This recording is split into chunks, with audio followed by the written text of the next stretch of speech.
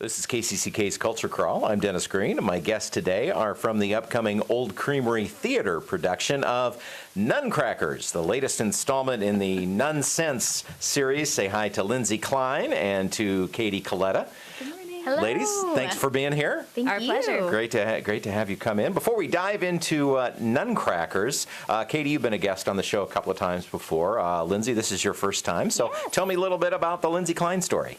Well, I'm from Jacksonville, North Carolina, which is the coast of North Carolina, and I got my BFA in musical theater from Western Carolina University. So I've worked at Hershey Park, touring children's theater. I live up in Brooklyn, New York currently, and so I've done a couple shows up there as well before I came here. And now you're in Amana. And now I'm here, yes. Which is just like Brooklyn, only slightly so more similar. Yeah. I was astounded at the similarity. only more sausage. Yeah. No, I was very excited to see trees when we came in. It was really exciting, actually. And Katie, remind me where you are from. Rockton, Illinois, That's originally. Right. Yep. Mm-hmm. And you've been working on shows at the Old Creamery for. This is my end of my third season. Okay. End of my third season. Excellent. Yep. Excellent. Well, glad to thanks for coming and thanks for staying. Oh, thanks my for pleasure. hanging around. My fiance and I actually just got our own apartment in Walford now. Okay, so all right. We're permanent. I think that we have captured you now here in the creative corridor. That's great. So as I said, for those who are familiar with Nunsense, and that show's been around for a while, this is one of those plays where the writers have gone back to the well and had some more fun with those characters. This is how many in the series? Four, I think. Four, four, maybe five. Four, okay, 5, all right. Yeah. So what is the plot line for Nutcrackers? Nuncrackers features the Little Sisters of Hoboken, who are trying to put on their first TV Christmas special. Oh, okay. So they graduated from the stage to television. Yeah, and radio, and now we're moving on to TV.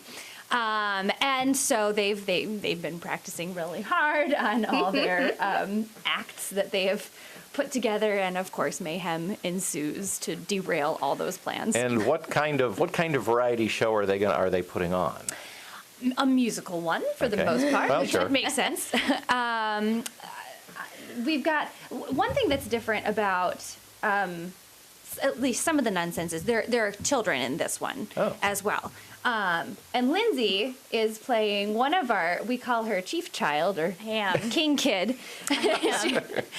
We've got two casts of kids in this show. So Lindsey, do you want to tell them a little bit about how that works? Sure. Well, so in the Katie and I were just talking about that our casts of children have come up through the Old Creamery or Camp Creamery programs, right, which was really, really awesome. So we have the red cast and the green cast, Christmas colors, so that it's a lot of hours, and so it limits the number of hours that the kids are there, which is very, very smart.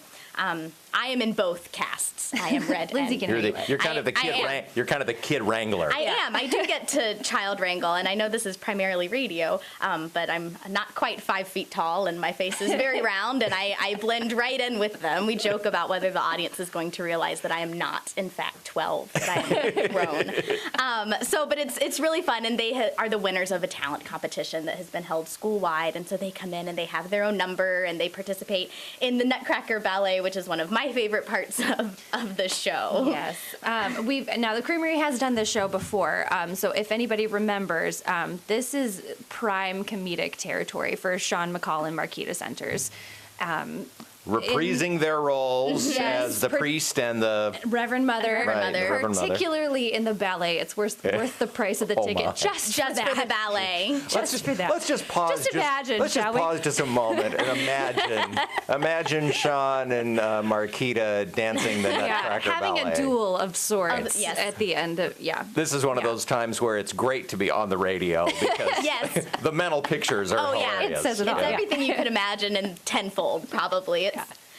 I laugh every time. We haven't even seen it with costumes. I know, I step out from behind the stage to watch it every time and then go back to get ready for my entrance.